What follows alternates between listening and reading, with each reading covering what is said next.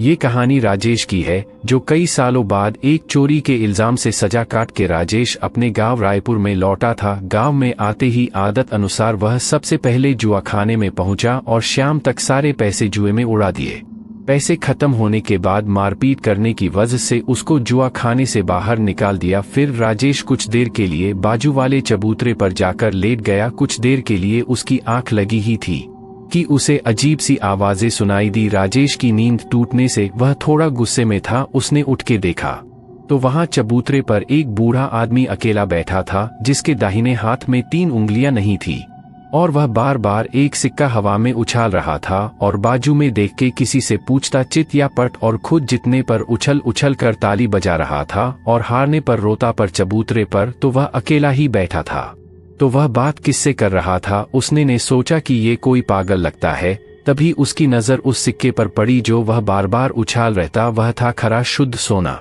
सिक्का देखते ही राजेश उसके पास जाकर बैठा और वह सिक्का उससे छीनने की कोशिश की पर छीन नहीं पाया। वह बूढ़ा आदमी उससे दूर जाके खड़ा हो गया और बच्चे की तोतली आवाज में बोला, मैं अपना सोना किसी को नहीं दूंगा।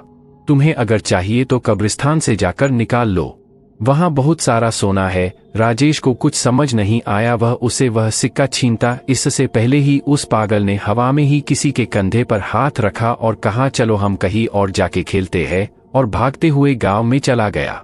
राजेश को पक्का यकीन हुआ कि वह बूढ़ा 100% पागल है, पर उसकी नजर में वह खरे सोने का सिक्का भर गया था। उसके बाद वह घर पर लौटा, पर अभी भी उसके दिमाग में उस पागल बूढ़े ने कही वह बात और सोने का सिक्का घूम रहा था। बिस्तर पर लेटे लेटे रात भर वह कब्रिस्तान और सिक्के के बारे में सोच रहा था। तभी उसे अचानक कुछ याद आया। उसने कमरे में जाकर एक पुराना संदूक बाहर निकाला और उसमें कुछ ढूंढने लगा। उसे वैसा ही एक सोने का पुराना सिक्का मिला जैसा उस पागल के हाथ में था। फिर उसे उसके दादाजी की कही बात याद आई। कई सदियों पहले गांव में जब लोग मरते थे तब उनके मुंह में सोने का सिक्का या सोने की कोई वस्तु रख के उन्हें जंगल वाले पुराने कब्रिस्तान में दफनाया करते थे। पर धीरे धीरे वह प्रथा बंद हो गई और भूत प्रेतों के खौफ से सारे लोग जंगल छोड़कर यहाँ आकर बस गए। बाद में वह पुराना कब्रिस्तान कुछ अघोरी तंत्रिकों ने मंत्र तंत्र की शक्तियों से हमेशा के लिए बंद करवा दिया। फिर उसके बाद से उस कब्रिस्तान की भयानक प्रेत आत्माओं के डर से वहाँ कोई कदम नहीं रखता। इतना सब कुछ समझने के बाद राजेश के मन में एक शैतानी ख्याल ने जन्म लिया, उस कब्रिस्तान में से सोना निकलने का ख्याल। उसने उसी रात घर से खुदाई का सामान, मशाल और कुल्हाड़ी ली और चल पड़ा अकेले ही मुर्दों को जगाने। रात के लगभग 1 बजे उसने ने बड़ी सावधानी से गांव पार किया और थोड़ा दूर जाके मशाल जलाई। कुछ ही समय में वह कब्रिस्तान पहुंचा और बिना किसी भूत प्रेतों और डर की परवाह किए उसने पहली कब्र खोदी। उसमें एक बच्चे का कंकाल था। मानसिंह ने कंकाल के मुंह में उंगलियां डाल के वह सोने का सिक्का निकल लिया। उसी वक्त उसे हवा में अचानक बहुत ज्यादा ठंड महसूस होने लगी। कहते हैं ना, अगर आसपास कोई भूत प्रेत का साया हो तो अचानक ही गजब की ठंड महसूस होती है। ये उसी का संकेत था। पर राजेश के आंखों पर लालच का पर्दा था। सोने के अलावा वह किसी और के बारे में वह सोच ही नहीं पा रहा था। फिर उसने और एक कब्र को खोद के कंकाल के मुंह से सिक्का निकल लिया। राजेश ने दोनों कब्रों को पहले जैसा मिट्टी से ढक दिया और उन पर एक कास निशान बनाया ताकि अगली बार उसे पहचान सके। राजेश सुबह होने से पहले जंगले से बाहर निकल आया, पर वह इस बात बिल्कुल भी अनजान था कि उसने अपनी दर्दनाक मौत का भयानक खेल शुरू कर दिया है। इसी तरह वह और 2 दिन कंकालों के मुंह से सिक्के निकलते रहा। पर कहते हैं न, हर चीज के अंत का एक सही समय निश्चित होता ही। वैसे ही इस सब का भी अंत उसी रात को होने वाला था, क्योंकि वह रात अमावस्या की थी, मतलब सारी काली शक्तियों के जगने का समय। राजेश हमेशा की तरह मध्यरात्रि कब्रिस्तान में पहुंचा। अब तक उसने 4 कब्रों में से सोना निकला था और इस बार उसने 5वीं कब्र खोदनी शुरू की। और जब उसे कंकाल मिला तब हमेशा की तरह उसने खोपड़ी के मुंह में उंगलियां डाली और वह सोने का सिक्का ढूंढने लगा।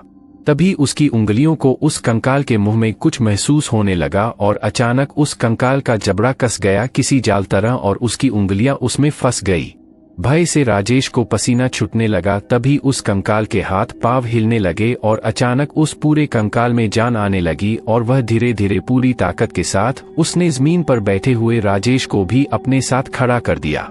डर से राजेश की घिघी बंद गई। साक्षात एक प्रेत का कंकाल उसके सामने खड़ा था। तभी उसे पीछे किसी के होने का एहसास हुआ और जब उसने पीछे मुड़ के देखा तब उसकी रूह कांप उठी, क्योंकि उसने आज तक जितनी भी कब्रों में से सोना निकला था वह सभी कब्रों के कंकाल मिट्टी से एक के बाद एक बाहर निकल रहे थे। वह दृश्य दिल दहलाने वाला था। धीरे धीरे सारे कंकाल उसकी तरफ चल के आ रहे थे, पर असली डर और दर्द एक एहसास राजेश को तब हुआ जब उसको अपनी उंगलियों के न होने का एहसास हुआ।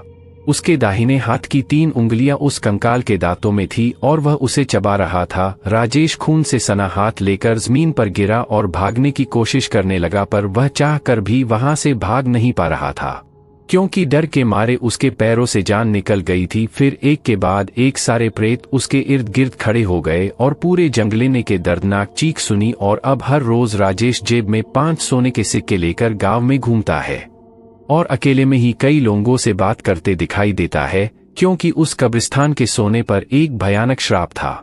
जो भी वहां से सोना चुराने का अपराध करता है, कब्रिस्तान के भूत प्रेत उसे पागल कर देते हैं। मतलब जिन कंकालों का सिक्का निकला जाता है वह उनकी प्रेत आत्माएं सिक्का निकलने वाले के साथ जीवन भर के लिए बात करते रहती है।